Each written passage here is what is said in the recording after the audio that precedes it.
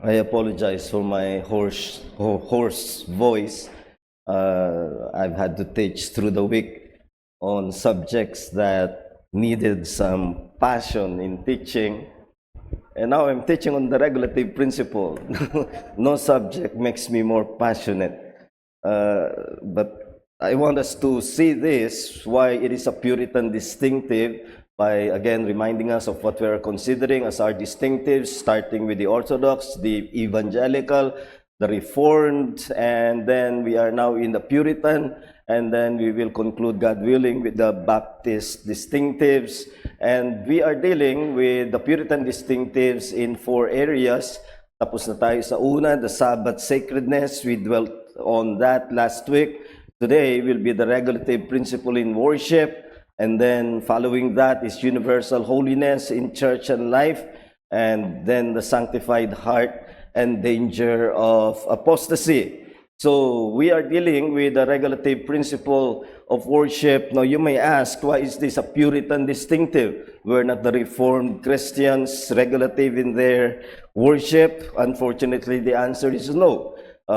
Many of them were, of course, faithful and dedicated followers of biblical doctrine as expressed in the solas that we have studied. But even in the matter of worship, some of them did not fully apply the principle of Reformation sola scriptura. Martin Luther did not. He was not regulative in his understanding of worship. Calvin was, but others were not and others were. So we cannot say that it's a Reformed distinctive as such. It is, however, a Puritan distinctive. Let's begin with the observation that in most Christian churches, the elements of worship are a matter of indifference. Kumbaga, kung anong gusto mo ay magagawa mo. There is still worship without concern that worship may be accepted or rejected. It never occurs to them that worship may be rejected by God. After all, worship is something that most people do not do. And here am I am worshiping God. Why would God ever reject my worship that He does not get from most people? So that is the kind of reasoning that leads to indifference to whether worship is acceptable or not. It is simply assumed that God delights in any worship rendered to Him by anyone. Yung ganyan ang attitude ngayon. Basta worship, ay gusto ng Panginoon yan. Bakit niya tatanggihan ang anumang worship na iniaalay sa Kanya? The Puritans, however, subscribed to and practiced what is known, which we will, of course, explain, the regulative principle of worship. And here we are dealing with the issue, is there a right way of worship that is acceptable to God? Is not sincerity enough? And that is something that you will hear people today saying. If you are sincere, God will accept you. God will consider your sincerity no matter how your belief or what your belief may be. And when it is applied to worship, He will accept it no matter what the worship is, because you are offering it sincerely. And there may be some of you, and those of you online, who have that kind of reasoning. You are in a church with all the paraphernalia of entertainment, and you say that this is something that God delights in because it is done for Him. So that is the question we are asking. Meron bang tamang paraan ng pagsamba na tatanggapin ng Diyos, which implies na merong maling paraan na hindi tatanggapin ng Diyos, na hindi sapat ang sinseridad lamang. So tingnan natin, the wrong approaches here are 3, and only the third takes the Bible seriously at all. The first approach is complete freedom.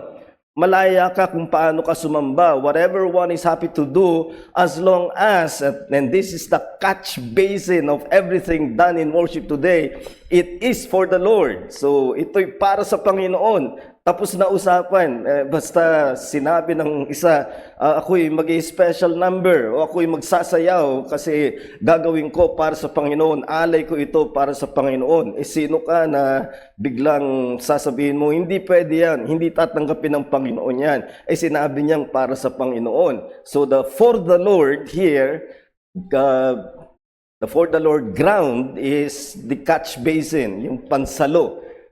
Kahit na saan ka pumukol ng anumang mga gagawin mo, ang tagasalo ay for the Lord. Sasayaw, for the Lord. Mag-stand-in comedy, for the Lord.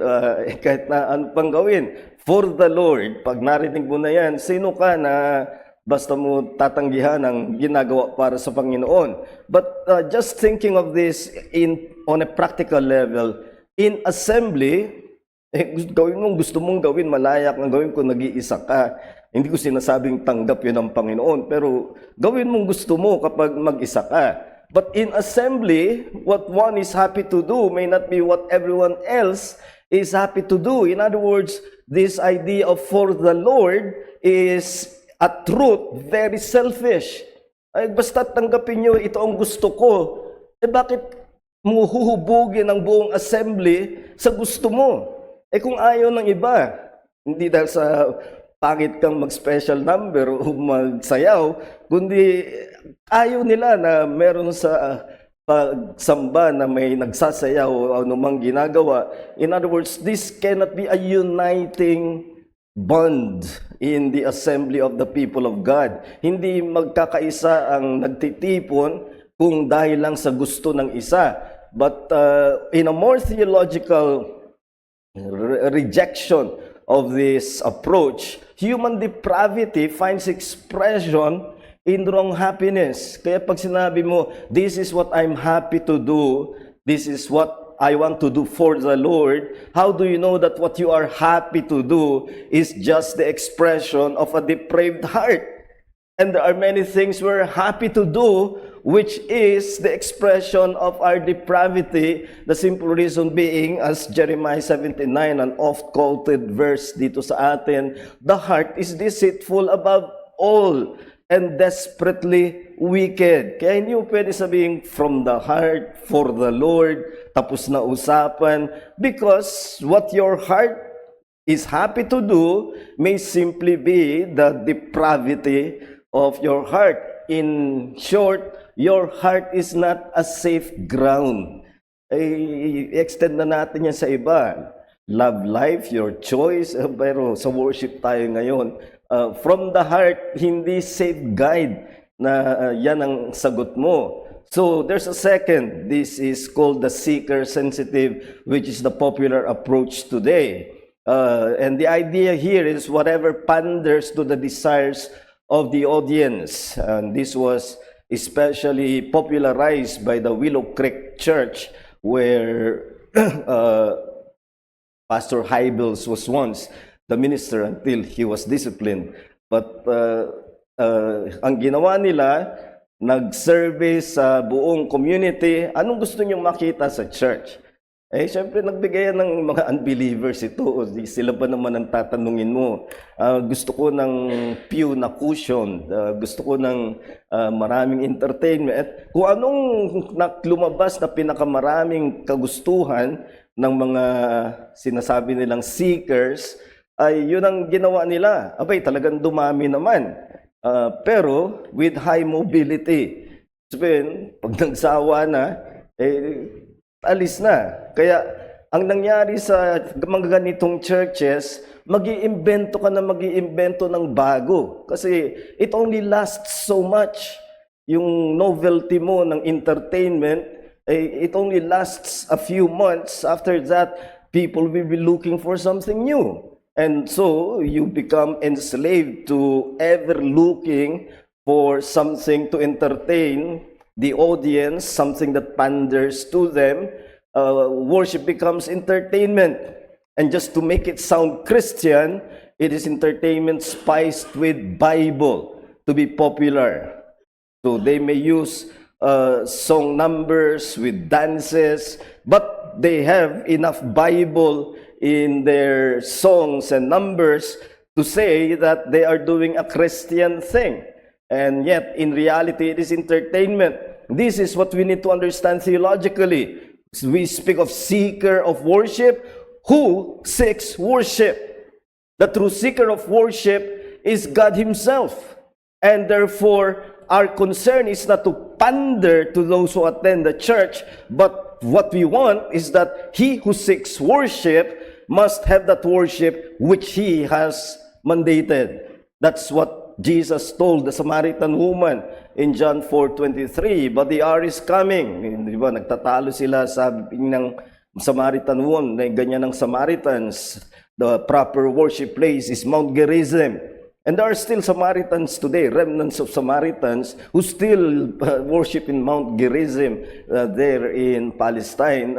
But Jesus is telling this woman, while right now the Jews are right in worshiping in Jerusalem, but the hour is coming and is now here in the embodiment of His person, when the true worshipers will worship the Father in spirit and truth. And take note, for the Father is seeking such people to worship Him. Who seeks? The seeker is not men. No, they will not worship God at their own accord with a spiritual bent of the soul. The one who seeks worship, but in the right way. That's why Jesus was telling this woman, you have it wrong. The Jews have it right. So He discriminates, but the time is coming when true worship is not to be defined by place, neither in Mount Gerizim nor in Jerusalem. It will now be defined by the application of the fulfillment of Christ, and is to be framed by the Holy Spirit. So human depravity seeks after that which is departure from God. Do you think pag nagtanong ka sa neighborhood, anong gusto niyo makita sa simbahan? Anong gusto nyong gawin? May magsasagot kaya sa palagay nyo, gusto kong may maliwanag na pangangaral sa kasalanan.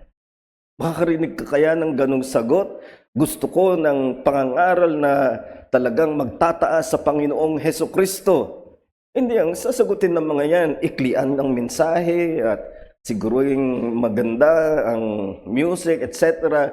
That's human depravity. And what they are looking for is not really the worship of God, but in a way that will make them comfortable, feeling that they are drawing near to God, when in reality they are departing from God. That's exactly the sin of the generation of Jeremiah. They have forsaken me, God says, the fountain of living water, and have hewn out for themselves cisterns, mga balon, mga hukay, that can hold no water. Isipin mo yung kamangmangan nito, naghahanap ka ng tubig, merong bukal or fountain dyan sa tabi mo, pero nagpilit kang maghukay, at ang nahukay mo ay burak, mga muddy, at yun ang iinuman mo. That is just plain folly, but in spiritual terms, that's what people are doing. Yan ang ginagawa ng mga tao. So, magtanong ka sa kanila, anong gusto mo sa worship? Palagay mo sasabihin nila yung talagang makalulugod sa Panginoon. They will not, because they have already chosen to depart from God. But the third approach is more serious. This is the approach taken by Martin Luther, among other reformers. This is called, as opposite of the regulative principle, is the normative principle. It means that whatever is not forbidden in Scripture may be done. Kapag hindi pinagbawal, pwedeng gawin sa panambahan. Now, let's commend first that this is the prevailing position where Scripture is taken seriously. The first two, complete freedom and seeker-friendly, they do not take the Scripture seriously. And they don't mind at all what Scriptures say. This, at least, minds what Scriptures say. They will not do anything Scriptures forbid. So, that much we should concede na seryoso sila sa kasulatan. But this position is adopted on the basis of silence. In other words, for them, it is all right, even if it is not commanded, as long as it is not forbidden. So, anong mga masasabing hindi pinagbawal? Wala tayong makikitang pinagbawal na magsayaw sa iglesia. Wala tayong makikitang pinagbawal ang individual special number sa iglesia at iba't iba pang mga paraan ng entertainment sa iglesia. So we will now counter this with the biblical presentation. And the biblical presentation, first, let us make some vital distinctions in worship. Baka magkamali tayo, we become excessive. The first is differentiate personal attitude and corporate activity. May mga nagsasabi kasi, everything is worship. As long as your attitude is for God.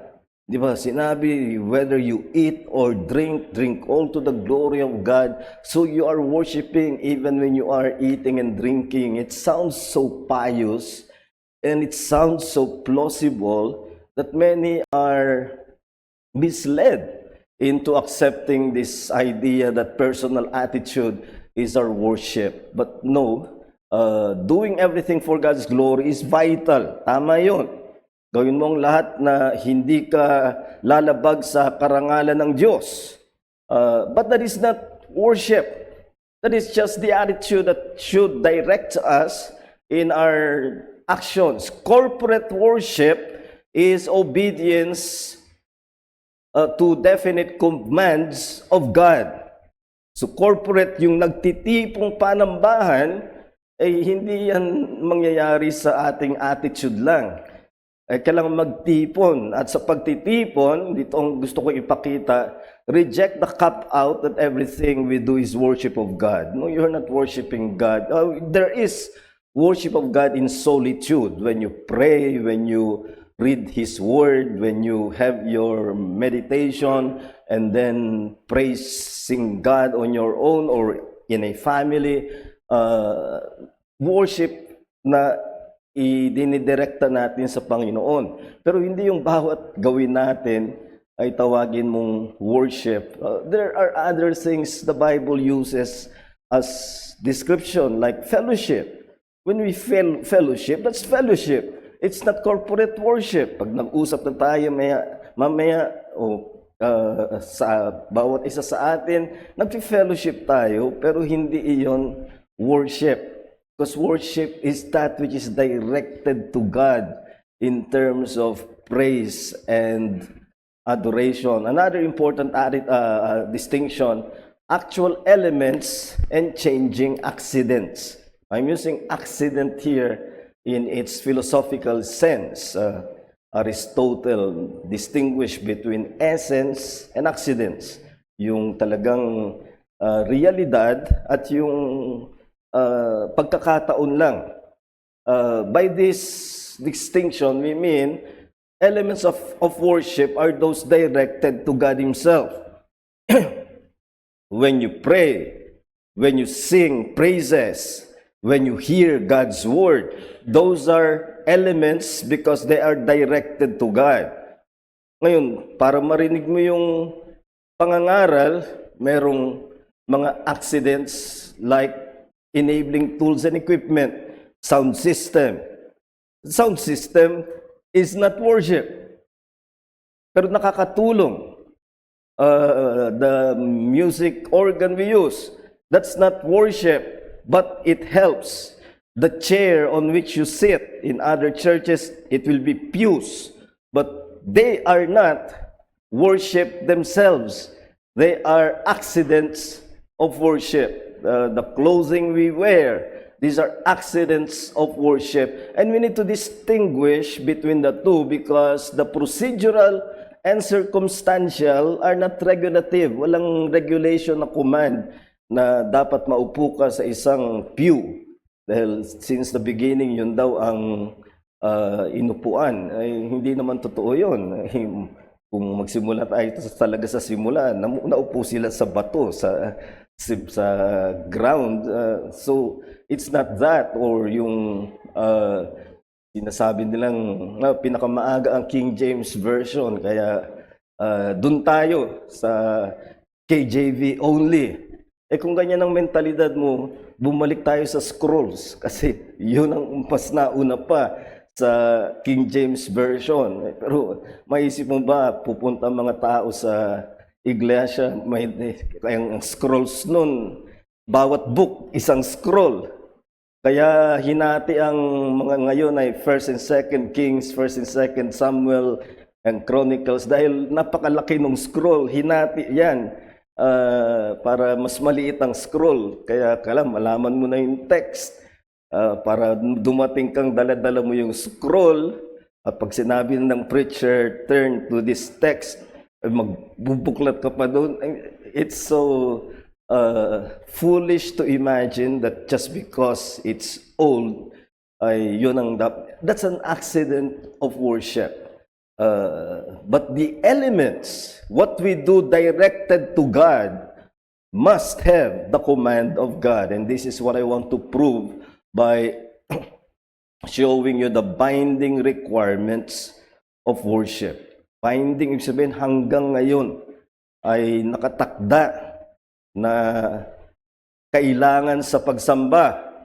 Consider the divine query. Remember, God is the seeker. He seeks worship. Therefore, we must understand what it is God wants. And God has given this query to the people of God in the Old Testament, to Israel. When you come to appear before me, and the query is, who has required this from your hand? Ang gusto niyang makita na dadalhin nila pag sila'y haharap sa Panginoon, sinong humingi? Who required? Hindi niya sinabi na may ginawa kayong bawal. Ang hinihingi niya ay yung aking pinag-utos, yung aking tinakda. Yun ang dapat na masunod. So worshiping the Lord must meet that inquiry of whose requirement. You cannot answer that with, that's what the neighborhood wants. Or that's what the people attending the church want. Or that's what the comfort zone of the preacher is. Hindi pwede ganun ang sagot dahil ang Panginoon ang naghahanap. Siya ang magtatanong na tinakda ko ba yan? Did I require that from you? So that's a binding requirement. Then consider what worship was denied. So hindi lahat ng worship just with a catch basin for the Lord ay tanggap ng Diyos. May mga pagsamba siya na kanyang tinanggihan. Now, dito makikita natin, I cannot quote all the scriptures, but you have some of them in your handouts. But what I'm telling you is that it is consistent. Consistent reason why worship is denied. Let us consider first Leviticus 10:1. Leviticus 10:1 is the inaugural service of the tabernacle. And you have Nadab and Abihu, who were sons of Aaron, leading the worship. And what did they do? They did something of offering strange fire, and the reason attached is that I did not command, nor did it enter into my mind. Hindi ko iniutos, ginawa nila. Isipin nyo na lang, this is inaugural service of the tabernacle. These are sons of Aaron, and yet God has slain them because they did something that God did not command.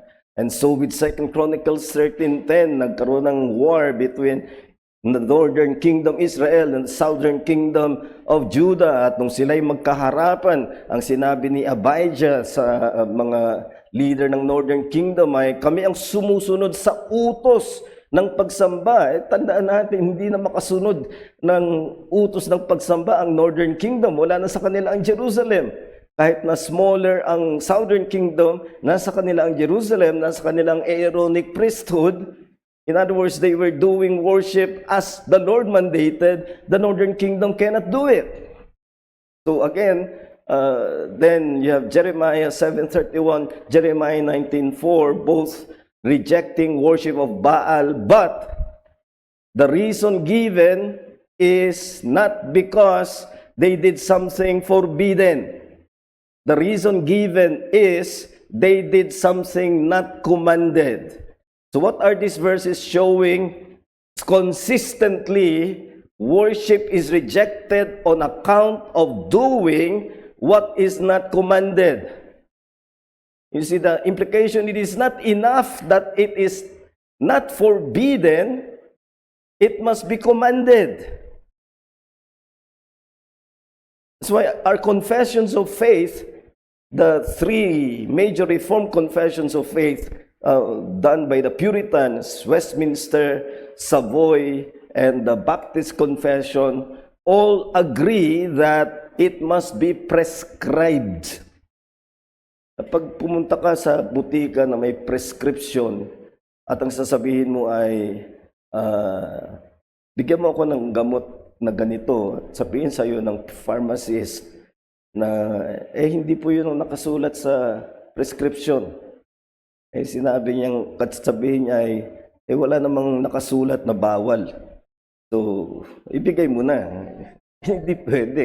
Kung prescription drug yan, kinakailangan prescribed. Ganun ang worship. It must be prescribed. You may ask, why is God so peculiar on having His worship prescribed?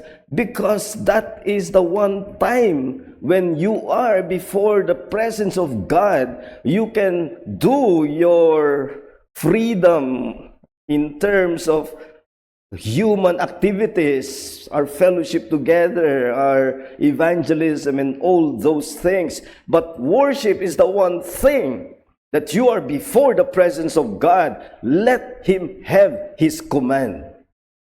Yan ang makikita nating kakulangan doon sa normative principle. As seriously as they treat the scriptures, they think they can adopt the principle of silence. Basta tahimik ang kasulatan, pwede nang gawin. Then, so the idea then, or the principle then of the regulative principle is that there must be a prescribed word. May dapat itinakda na salita ng Diyos sa ating panambahan. Nang papalapit na ang Israel sa lupang pangako, binalaan sila ng Diyos. Makikita ninyo kung paano ang mga iba't ibang bansa ay sumasamba sa kanilang mga Diyos at matutukso kayo na tingnan sila at sabihin, ganun din ang gagawin ko, pero gagawin ko para kay Yahweh. At binalaan sila ng Panginoon, you shall not worship in that way. How then are they to worship? Everything that I command you, you shall be careful to do. You shall not add to it or take from it.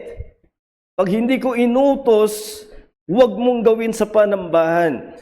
Kung anong inutos ko, huwag mong dagdagan, huwag mong bawasan. You may say it's too peculiar, but that's precisely why the people of God must be distinct. Acceptable worship must be commanded by God. It must be prescribed. That's the regulative principle. Consider the tabernacle. The tabernacle was built, every piece of it, every color of it is, according to Exodus and maraming verses nito, according to all that the Lord has commanded Moses, so the people had done all the work. That's the tabernacle, the place of worship in the wilderness.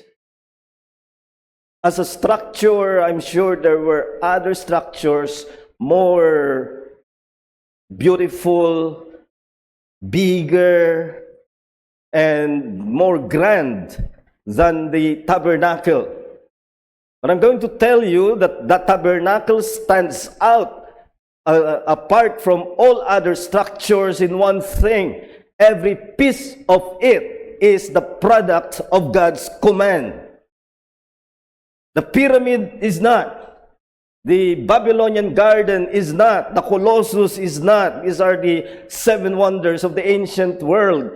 They are grander in structure, but that few square meters of the tabernacle is the one structure on earth where every piece is the result of obeying the command of God. Imagine that some of those workers in the tabernacle would be very enterprising in terms of art, and they say, I think the color is wrong.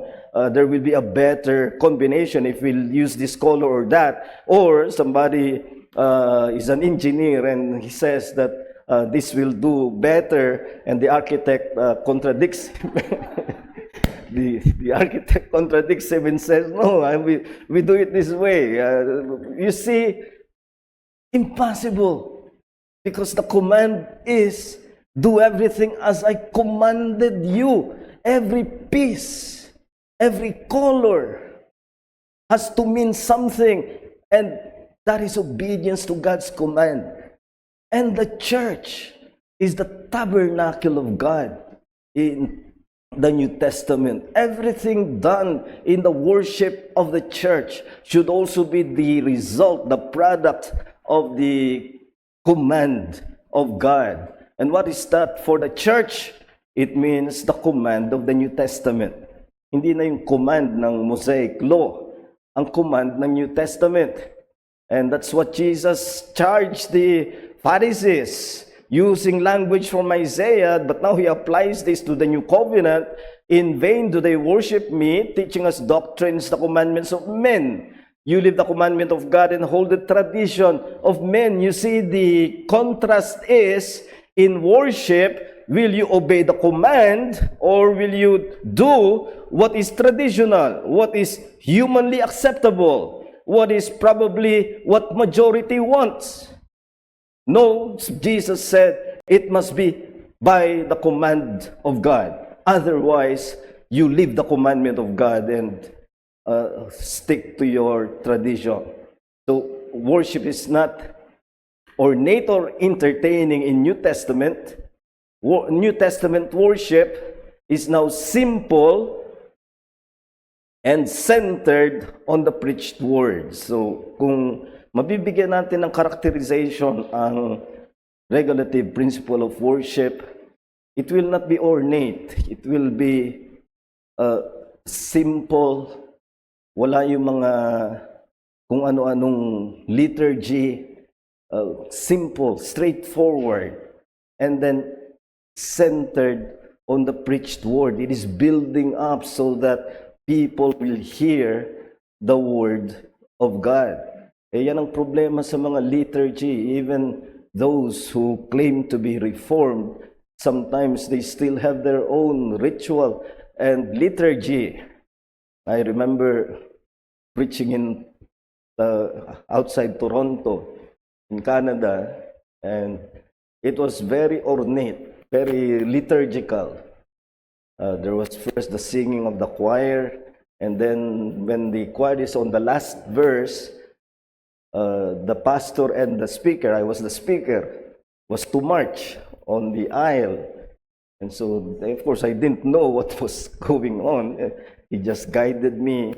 So we marched on the aisle, and sa isip ko lang, kakasal ba kami?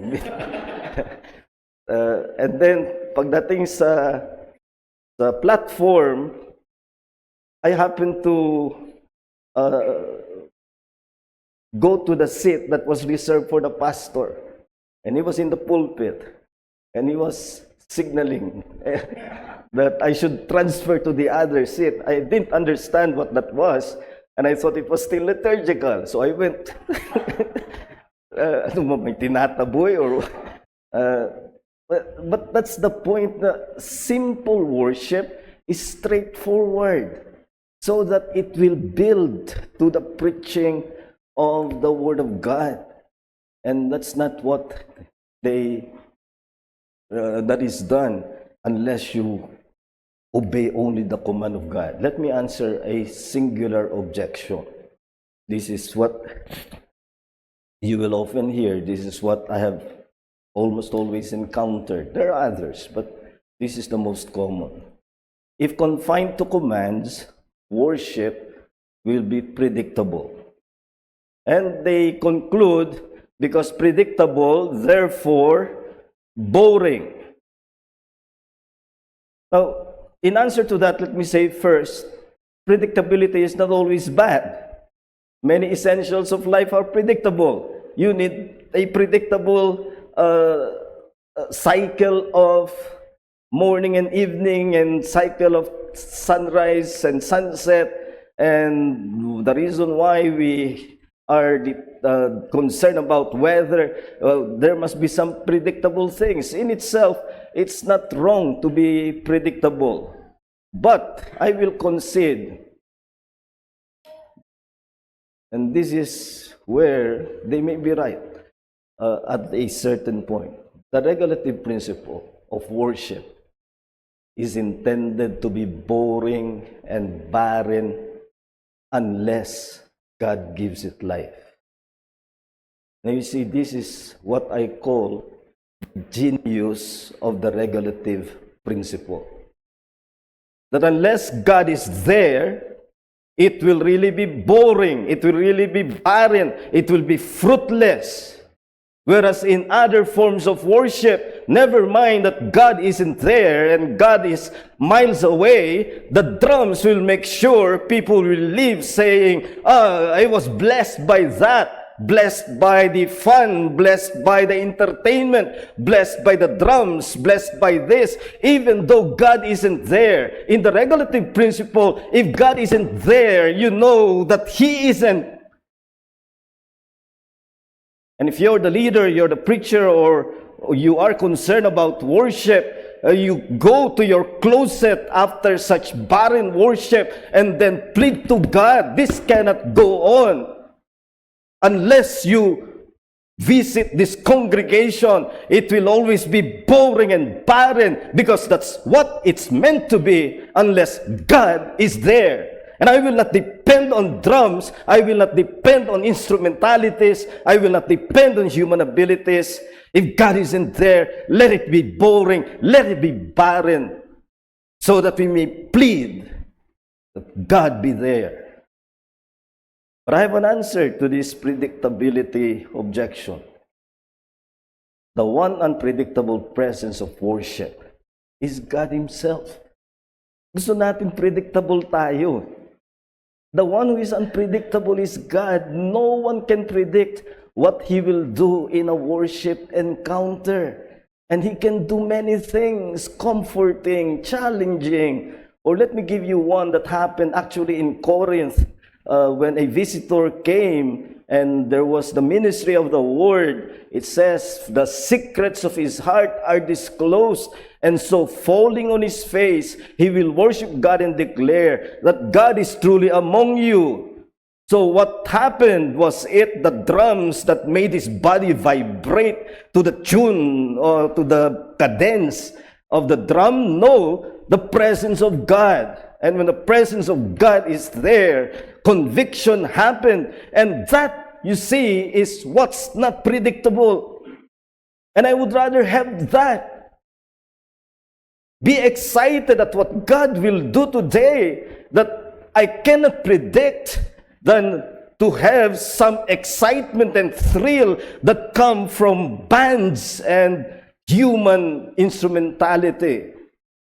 So I will not change this because this is the genius of the regulative principle. That's why if you come to worship unprepared, you'll be bound to be bored and be barren. So let me close with the significance of the regulative principle. It shows the priority of God's commands over human desire. Maraming pagkakataon na pinapalaya tayo ng Panginoon gawin ang ating desire which is not violative of God's word. Pero pinapalaya niya tayo. Meron tayong Christian liberty. Ayaw mo ng ganitong pagkain, gusto mo ng ganyan, malaya ka. Pero sa pagsamba, hindi natin kalayaan yun. Yun ay ang pagsamba natin sa may likha sa atin. Yan nga ang inulit natin ng Mark 7. You leave the commandment of God and hold to the tradition of men. Gusto nyo yung kalayaan ninyo, pag pinairal nyo yan, iiwanan nyo ang kautusan ng Diyos. Then the centrality of the Word of God in corporate worship, what should be central when we gather together in much of the kind of worship prevailing today, The central is the special number, the entertainment part, the dance or whatever. In the New Testament, preaching is central. And I did not say the preacher, but the preaching of the word. And therefore, on the part of the hearers, hearing is vital. Oh, again, you'll hear the objection, isn't that a monologue? Only one person is active. You do not understand. Hearing is the most active part of worship. Not even the singing. Hearing is, because that's when Satan is most active. That's what the parable of the sower and the soils tells us. When you do not understand, when your mind is not active, the evil one steals the word. So you need to be active in your hearing. Eh minsan pag ako'y nasa harap nangangaral, alam ko na kung sinong hindi aktibo sa pakikinig dahil mahimbing siya. Pero yun, doon tayo dapat pinaka-aktibo. Pero mentally, kaya self-denying. You have to transcend the weakness of the body. And finally, I will just repeat what I said, totality of dependence on God's presence.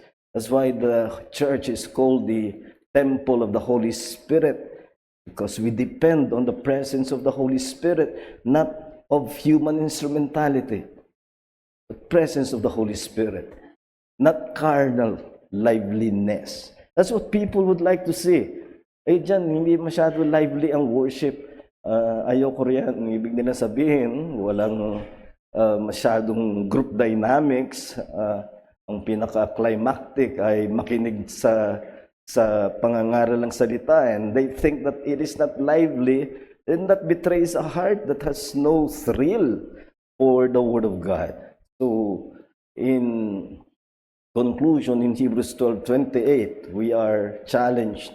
Therefore, let us be grateful for receiving a kingdom that cannot be shaken, and thus let us offer to God, take note, acceptable worship. There is acceptable worship.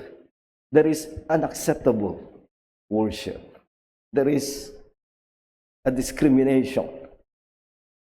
And we are to do so with reverence and awe. So I challenge you in the gathered worship of the church, let that be the time that we seek God above all. You've had your 6 days of seeking things that will be for your good through honest living, and that is part of God's design for us. But the gathering of the people of God, let that be the time that the one we seek is the one who seeks worship, and that is God Himself.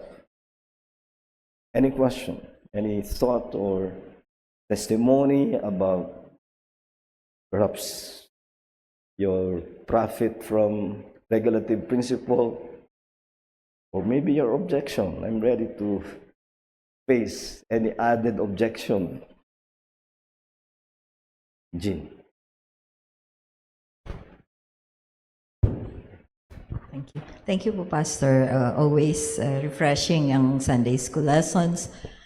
One is a sharing and the other one is a question. Yung I visited the Willow Creek Church in 2008. I can tell that really talagang yung visuals and everything. But it was my relatives and their acquaintance who invited me dahil visitor nila ako, and they were attending the church na by ticket. Sa dami ng tao, you cannot attend any time you want. You have to book a ticket. Diba? Kaya ko po sinabi yun, and these relatives and their acquaintance, no longer yung mobility that you're talking about. Parang wala na rin sila doon. Hindi sila nag-continue, and when I visit them, parang nisip ko na more prayer for them. So, yun po yung nakita ko, Pastor, na importance of the regulative principle. Ma-amaze ka. Kasi ang what was preached was the living word. Jesus as the living word. And every time that the word is the living word and the water of life. So every time na sinasabi water of life, bumababa yung water dun sa. So talagang it's very entertaining, but yeah, of course it's the word of God. Some portions were preached. Naging din naman pong profitable in some sense, but it's my relatives and yung ano ko na hindi na po talaga sila nagstay then longer, maybe because nga po na wala na yung maybe the entertainment no longer entices them. Exactly. The second one, Pastor, because it's happened yung Ezekiel is my meditation at this time. And so Ezekiel is part of the exilic Israel. Dun po ba sa kanyang sa vision, when God has given him the vision of the size of the temple, di ba saktong-sakto yung mga measurement and all. Yun po ba, does that refer to the New Testament worship already? Kasi exilic na to hindi na ito yung sa tabernacle, but this is a vision of the temple, of what the temple is going to have to be. Yun po ba na yung worship ng New Testament church, yung temple as it's written as a vision? Yeah, okay. Thank you, Jean. Doon muna sa point ng experience mo sa Willow Creek Church. I do not want to be critical by name sa mga, especially these churches that still label themselves as evangelicals, but they just happen to be the ones followed by others. Itong Willow Creek Church during the time of Bill Hybels. At yan ang kanilang sinusunod ngayon. At yun nga ang mangyayari. It will only last so much. Imagine me preaching and I tell you, be faithful to Scripture. At biglang may bumagsak na Scripture picture. I mean, you may get entertained for a while,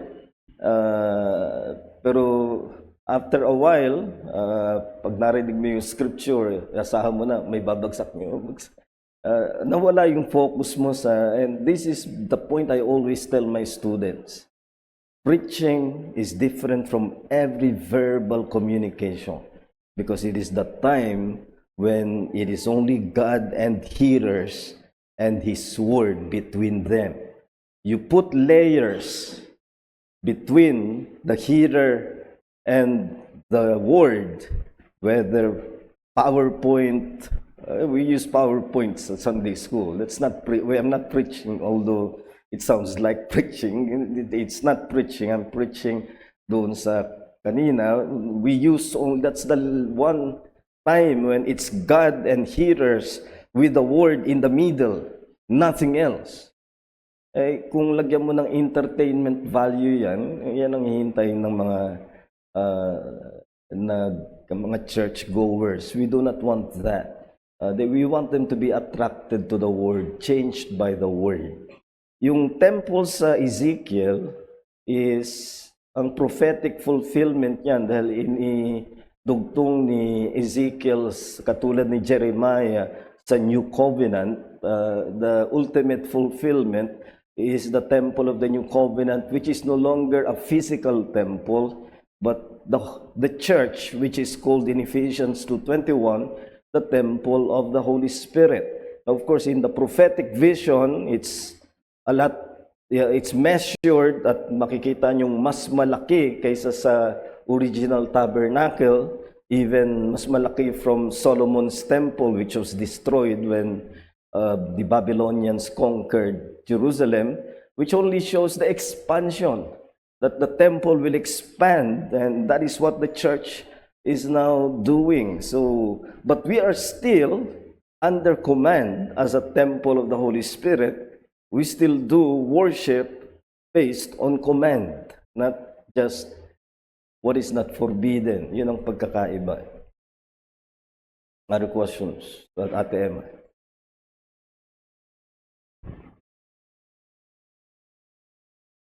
Pastor, for this lesson. It's my first time to really have this topic properly explained.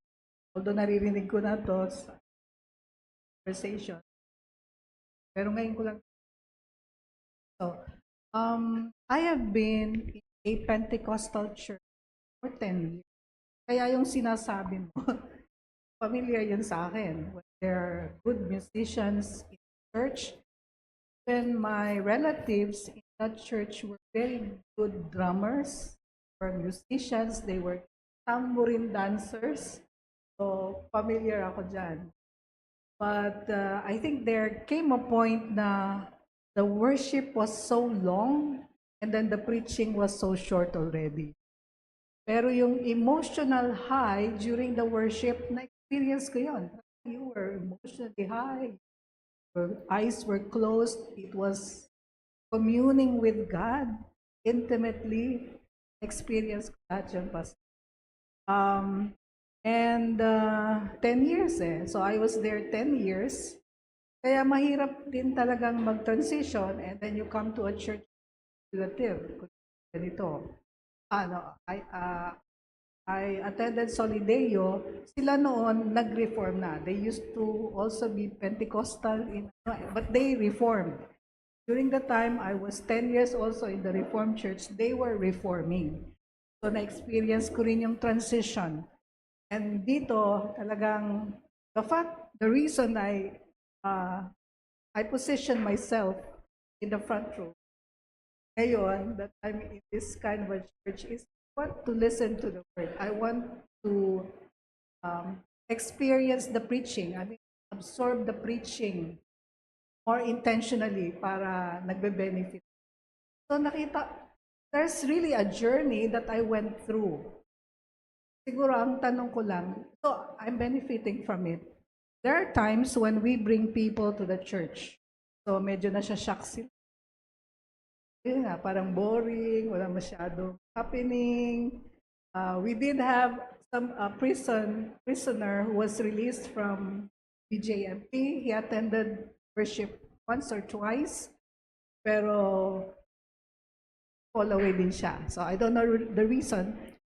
Siguro ang tanong ko na lang is, how do we, when we bring people in to the church and they are shocked at our method, ano kaya yung pwede nating gawin na kind of psych them or prepare them for this type of a worship na talagang very bare except for the Word of God, so that we will also have a bigger chance to retain them.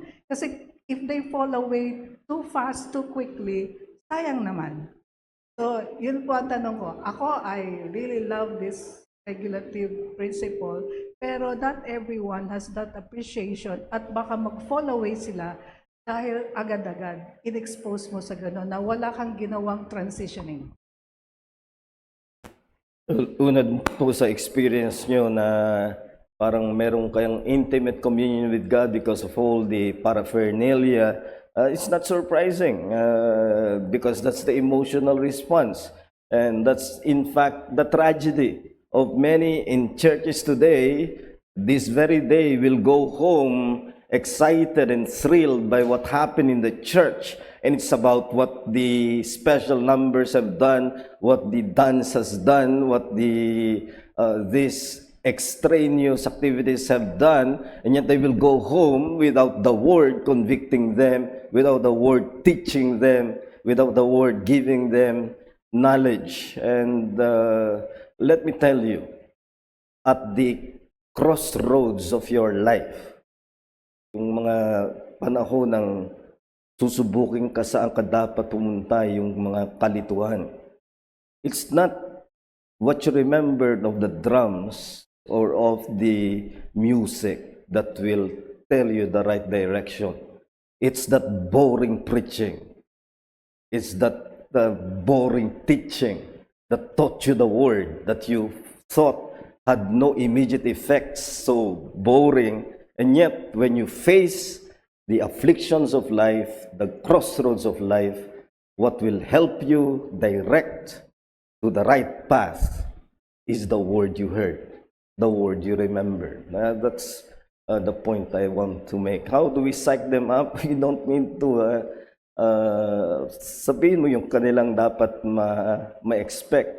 Wag mong sabihin, ang pastor namin, comedian.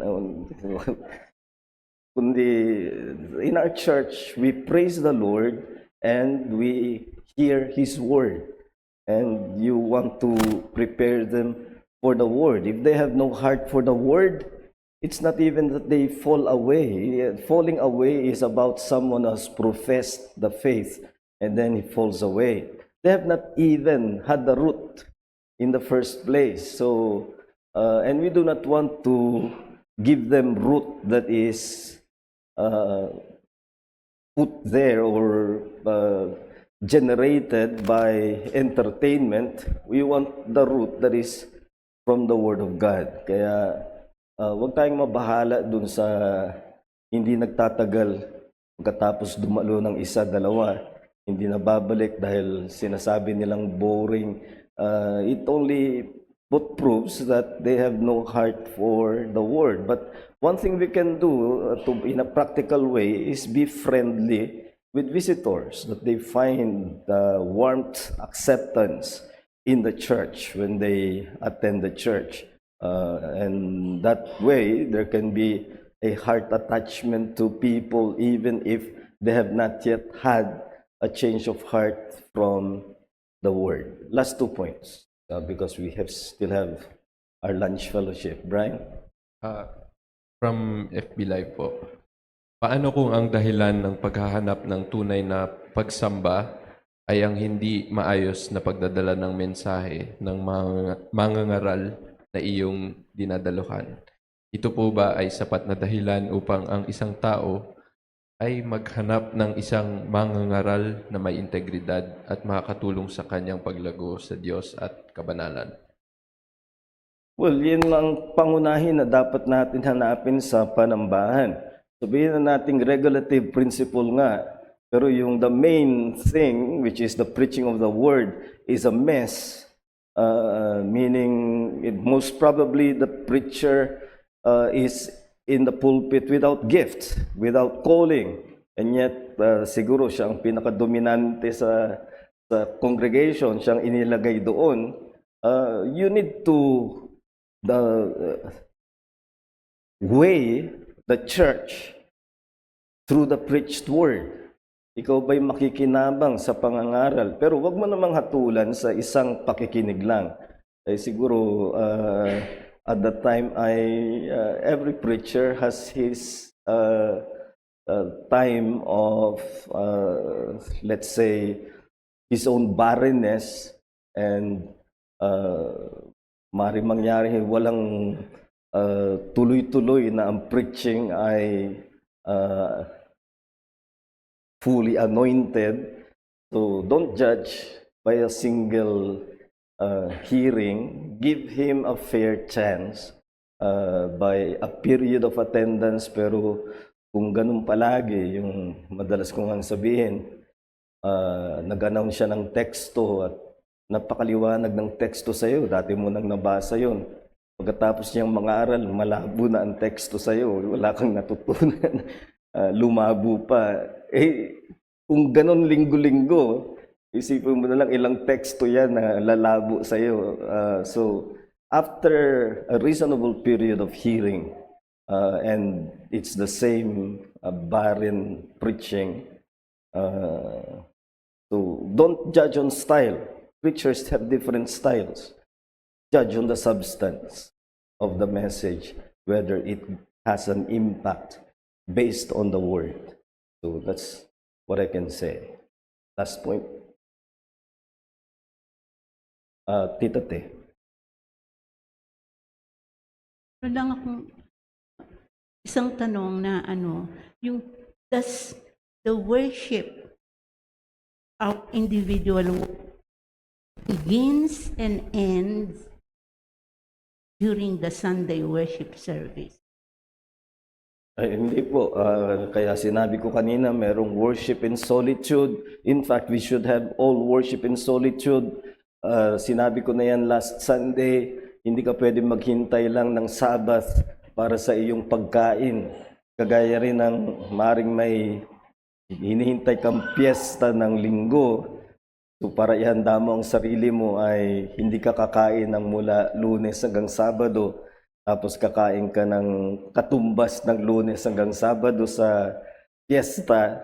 Our bodies are not created that way. So, pwede sa isang araw, magpakagutom ka tapos punta ka ng Vikings para to have your binge. But 1 week is the cycle God gave us.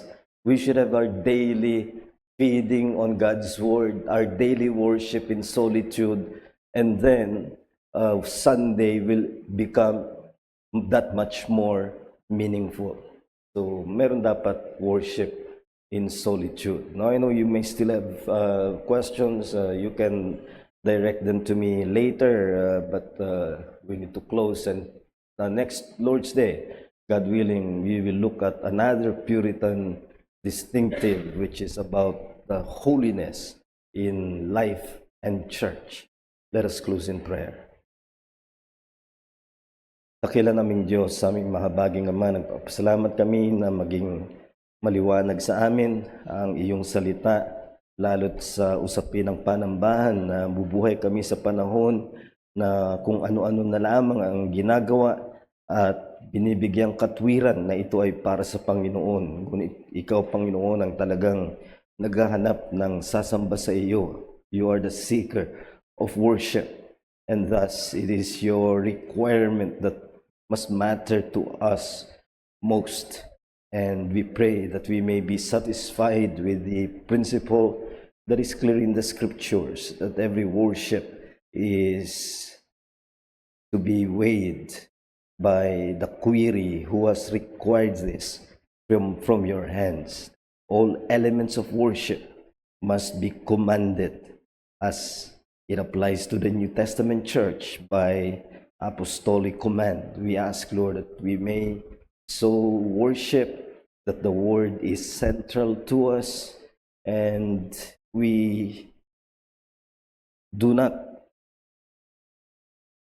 accede to the objection that being predictable is boring. Rather, we understand that that is the very genius of the regulative principle, is that without God, it is going to be boring. It is going to be barren. And therefore, the one we need is not any human instrumentality, not human devices of liveliness. We need you. We need the Holy Spirit to dwell in His temple and make His word alive and have its impact, and help us as worshipers to come to church, come to the assembly with that one focus of having encounter with our God through the word. So bless this way of worship by making your presence known to us every time we assemble, and we ask that you may make your word fruitful, that as you promised, it will not go without the fruit for which it is sent. May this be a church defined by the word and by the presence of the Holy Spirit. We ask all these things in the name of our Lord and Savior, Jesus Christ. Amen.